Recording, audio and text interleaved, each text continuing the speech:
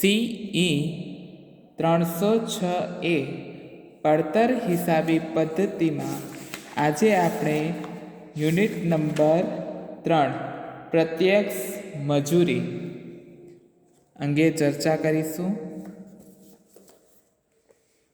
આ પ્રકરણ પ્રત્યક્ષ મજૂરી ને સંદર્ભમાં છે. એટલે સૌપ્રથમ પ્રત્યક્ષ મજૂરી કોને કહેવાય? તો કે ઉત્પાદનમાં સીધો જ ભાગ લેનાર કામદારોને ચૂકવેલ મજૂરીને આપણે શું કહીશું? પ્રત્યક્ષ મજૂરી કહીશું. ડાયરેક્ટ જે મજૂરોને ચૂકવવામાં આવતી મજૂરી છે. આવી મજૂરી છે એ કયા ધોરણે ગણીએ તો એના માટે જુદી જુદી છે એ વેતન પ્રથાઓના આધારે આપણે ગણતરી કરતા હોઈએ છીએ. આવી વેતન પ્રથાઓ કેવી છે?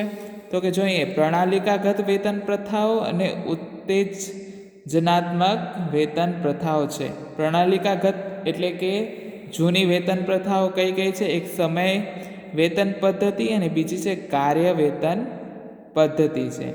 જ્યારે ઉત્તેજનાત્મક વેતન પ્રથાઓમાં બે પ્રકારની, એક વ્યક્તિગત વેતન પ્રથા અને એક સામૂહિક વેતન પ્રથા.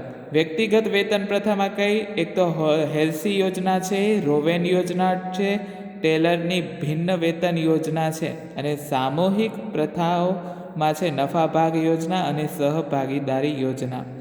આપણે આ પ્રકરણમાં કઈ રીતે વેતનની ગણતરી કરશું જુદી જુદી પદ્ધતિઓથી તે શીખીશું. જેના માટે આ પદ્ધતિઓ માટે સૂત્રો આપવામાં આવેલા છે. તો જોઈએ સૌપ્રથમ સમય વેતન છે. તો સમય વેતન એટલે કે ઈ ફોર અર્નિંગ. અર્નિંગ બરાબર ટી ગુણ્યા આર, એટલે કે ટી એટલે કે ટાઈમ ટેકન, લીધેલો સમય ગુણ્યા વેતનનો દર. દાખલામાં તમને આપેલું હશે લીધેલો સમય અને વેતનનો દર. રેટ પર હોર્સ એટલે વેતનનો દર. આમ સમય વેતનનું સૂત્ર છે ઈ બરાબર ટી ગુણ્યા આર. એવી જ રીતે આપણે જોઈએ તો કાર્ય વેતન પ્રથા છે. તો કુલ વેતન બરાબર ફાળવેલ સમય ગુણ્યા કલાક દીઠ દર.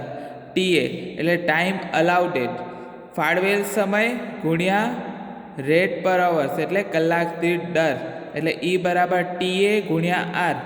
તમે એને મૂળભૂત સ્વરૂપે એટલે કે ફાળવેલ સમય ગુણ્યા કલાક દીઠ દર આમ પણ લખી શકો અને ઈ બરાબર ટીએ ગુણ્યા આર એટલે કે શોર્ટ ફોર્મમાં પણ તમે સૂત્ર લખી શકો, જેમ તમને અનુકૂળતા આવે એ પ્રમાણે. ત્યારબાદ આપણે જોઈએ ઉત્તેજનાત્મક વેતન પ્રથાઓ છે. તો એનામાં પહેલી હતી હેલ્સીની વેતન પ્રથા. તો હેલ્સીની વેતન પ્રથાનું સૂત્ર છે ઈ ફોર અર્નિંગ બરાબર ટી ગુણ્યા આર વત્તા 50/100 ગુણ્યા ટીએસ ગુણ્યા આર. જ્યાં ટી બરાબર શું આપણે દરેક વખતે લઈએ છીએ? લીધેલ સમય, ખરેખર લીધેલ સમય. આર બરાબર કલાક દીઠ દર. 50/100 આપેલું છે. અને ટીએસ એટલે ટાઈમ સેવ્ડ, બચાવેલ સમય છે એને ટીએસ તરીકે ઓળખશું અને ગુણ્યા આર એટલે આપણું હતું કલાક દીઠ દર. આમ આપણે હેલ્સી યોજના મુજબ વેતનની ગણતરી આ સૂત્ર દ્વારા કરી શકીએ. ત્યારબાદ છે રોવેનની યોજના. રોવેનની યોજનાનું સૂત્ર શું છે? કુલ વેતન બરાબર સમય વેતન પ્લસ બોનસ વેતન. સમય વેતન બરાબર શું છે? તો કે ટી ગુણ્યા આર વત્તા બોનસ. બોનસને આપણે બોનસ બરાબર ડબલ્યુ ગુણ્યા ટીએસ છેદમાં ટીએ. એટલે જ્યાં ડબલ્યુ બરાબર ખરેખર લીધેલ સમયની મજૂરી, વેજીસ, ખરેખર લીધેલી સમયની મજૂરી ગુણ્યા ટીએસ એટલે બચાવેલ સમય ગુણ્યા ટીએ એટલે કામ કરવા માટે આપેલ સમય. જે કામ કરવા માટે આપેલ સમય છે એને ટીએ તરીકે દર્શાવવામાં આવે છે, બચાવેલ સમય છે ટીએસ. એટલે ડબલ્યુ ગુણ્યા ટીએસ છેદમાં ટીએ એટલે બોનસ મળે.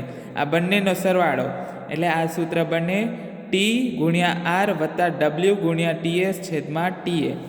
આમ આપણે રોવેન યોજના મુજબ મજૂરીની ગણતરી કરી શકીએ. ત્યારબાદ છે ટેલરના ભિન્ન વેતન દરની પદ્ધતિ, જેમાં આપણે અર્નિંગ એટલે કે વેતન મેળવવું હોય તો આપણે કઈ રીતે મેળવશું? એકમો ગુણ્યા એનું ઊંચામાં ઊંચું વેતન દર, અને બીજું આપણે શોધશું એકમો ગુણ્યા એનું નીચામાં નીચું વેતન દર. આવી રીતે આપણે ટેલરની ભિન્ન દરની યોજનાની ગણતરી કરીશું. આગળ દાખલાઓ ગણી અને વધુ સમજ મેળવીશું.